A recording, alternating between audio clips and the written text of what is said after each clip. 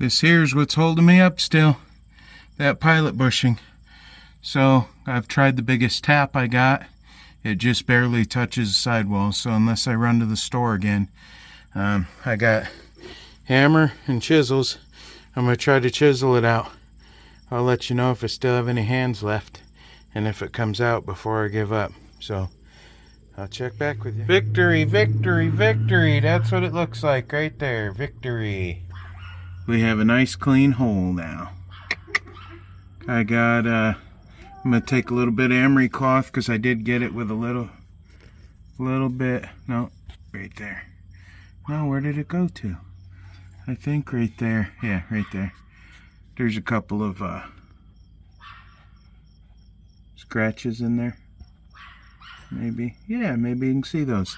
So what I'm going to do is take a little bit of emery cloth, clean that up. I know I got a leak up here. Condensation. This motor's going to get pulled here pretty soon. I just got to, guys, if I don't keep things together running and driving, they're just going to go in the corner and sit. I won't get none of it done. So here we go. We're on the reassembly part. Then I got to poke a hole right there. I got to get that part figured out. Okay, let me work. Well, now the thing's out. I got Advanced Auto, picking up some Hot Shot Secrets stiction eliminator for this 6.0. Having a hard time starting from the stuff I found out. That's what this needs to do to get going. And then I got to pick up some gear oil and a hole saw so I can start cutting that hole.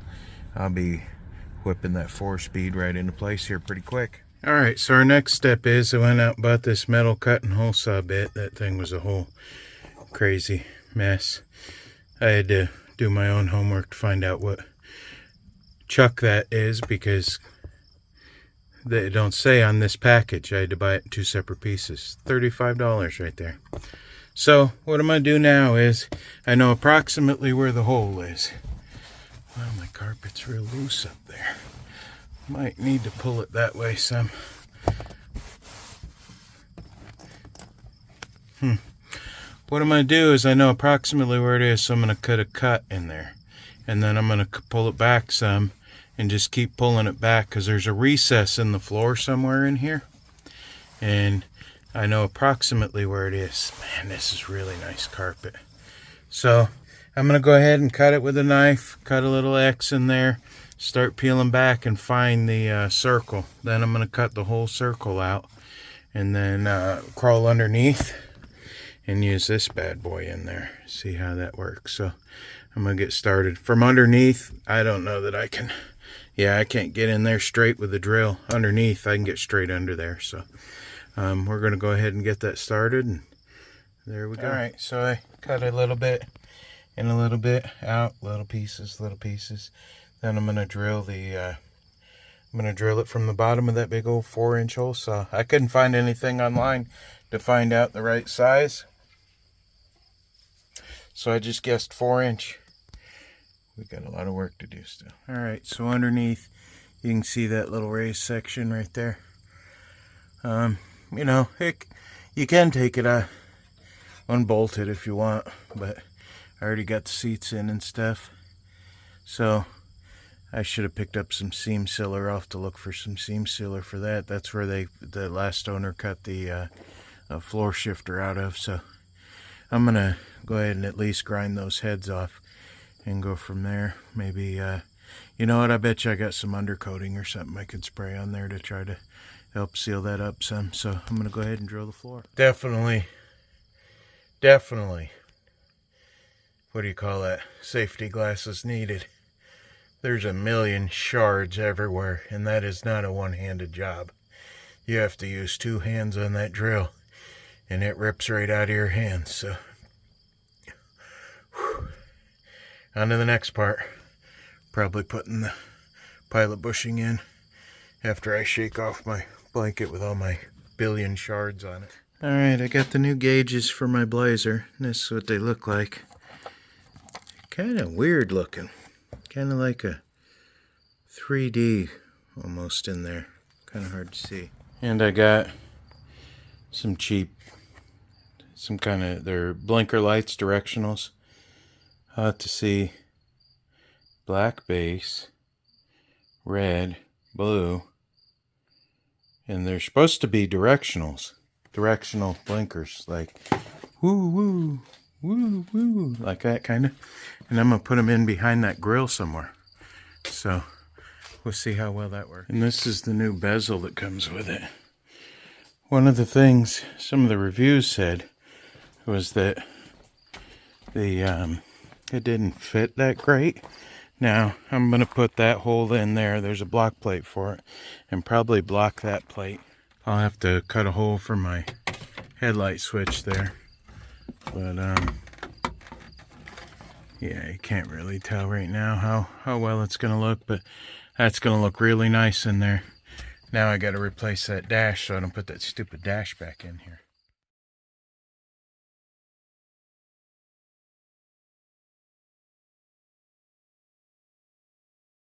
Alrighty, we're back home with the semi and back home to get some work done on this. Hopefully before I have to leave, she will be rolling.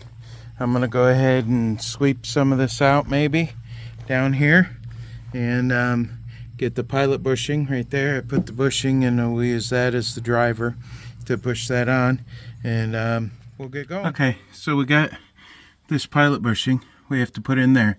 Make sure you put the rounded side out, because that flat side, that curved side will help it go. So lines up real close to that. So I'm going to take this spacer I borrowed and a hammer, and I'm going to go ahead and tap that in. Get it as straight as you can, and just hammer it in there. Alright, so there we go. Pilot bushing is in. Then we take the flex plate, or the flywheel. I keep used to saying flex plate. I gotta jack that motor back up. There's that new hole there. Then I gotta remember to cut those two off if I can remember. And I gotta try to get some spray up in there. You know what, let me work on that now. Alright, so now make sure you put some Loctite on there, especially with this big old shaking 454 in there. It'll also be a good time to double check your starter clearance once we get this bolted in place. Now make sure, you know, because this is going into the crank, so I checked them to make sure, but make sure your bolts aren't too long or too short. So I took the gap of that is, you know, probably, it's hard to see where my fingernail is on my pointer finger, but that's how deep it is. And then you got that whole, you got a whole nut's worth of meat, even if it's that big. You know, always check these. These are kind of universal, and it takes a 16 millimeter, just your average 16 millimeter 16 point. So what I'm going to do is go ahead and keep putting thread tight on here, tighten these down. I don't know what the torque spec is. Around here, it's the old German torque spec, good and tight. So we're going to go ahead and do that, and then I'll show you how to check the starter clearance. Okay, so we'll just leave that in there. That's where you want to check. That's the pinion shaft of the starter, and then the flywheel teeth. I'll double check what size this is. But I just take this Allen key and see it fits in there. This is a little tight, so it might need a smidge of a shim later, but it is a brand new flywheel, so I said it right, flywheel. Cool. Okay, so next is we're going to get our hardware ready, and then I'll show you what we got going on. Make sure your surface is free and clear of any grease or I guess I'm gonna have to climb out of here again and get some brake clean or something. Make sure, because there's probably some, yeah, there's some shipping grease on there. Okay, we don't want any grease on our flywheel because that'll cause slippage of the clutch. We're going to be doing plenty of that on our own, so we don't need to be having any extra. Plus, you know, look around, see what you got. That looks like we might have a little bit of wasp dirt in there or something, and that may have been one of the bolts that I lost.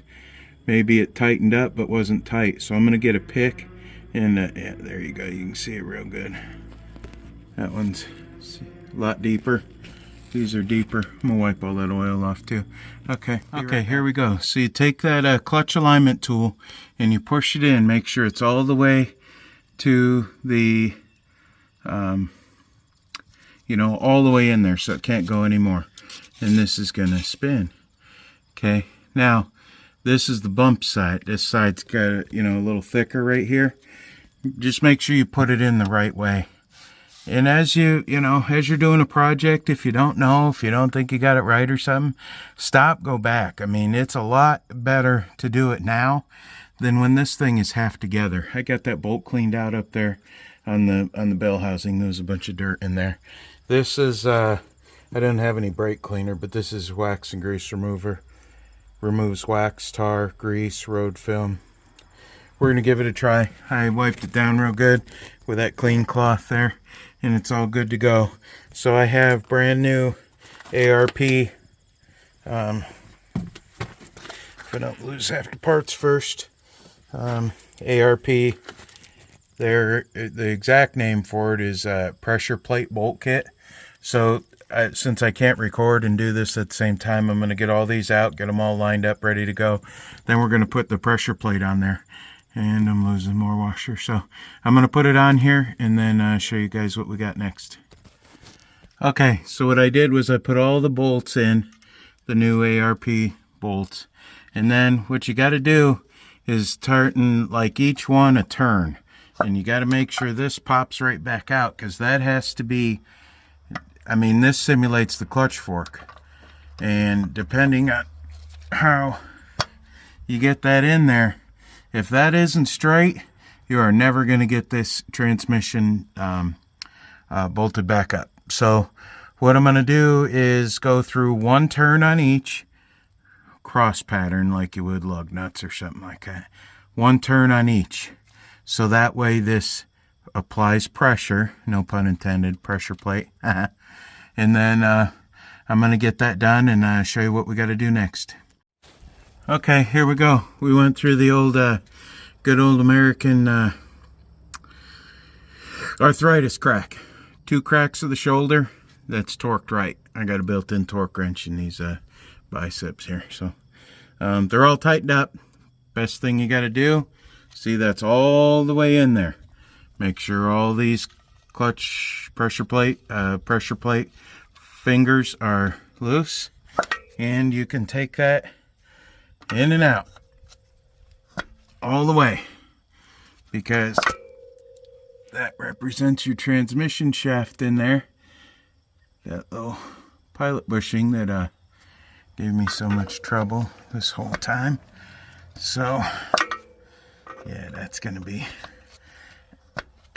tight. So next thing we can do is install the throwout bearing, but I gotta get some stuff cleaned up, and we'll get on that. We might have transmission back in here tonight. Okay, here we go. I went and got this part done. I got my helper here. Hey. He come back. So what we got to do is, there's clips on there. I don't know if you can see them. Make sure those go on the back side of that ball pivot stud. We went ahead and put a little grease on there, and then make sure that there's a hump on the throwout bearing. Make sure that hump right there goes to the long part on the throwout bearing, and then make sure the throwout bearing is placed behind there like that, in that groove. See that groove? Yeah. Then we got some grease on there, just a little bit, not a lot. I'm gonna wipe the excess off. You don't want it dry, right? You don't want it dry. I wonder if that's supposed to be like that. Then I went ahead and cleaned some took some sandpaper, clean the end off. So we're gonna go ahead and work on this, try to get it jacked up. We gotta get it under there. All right, here we go.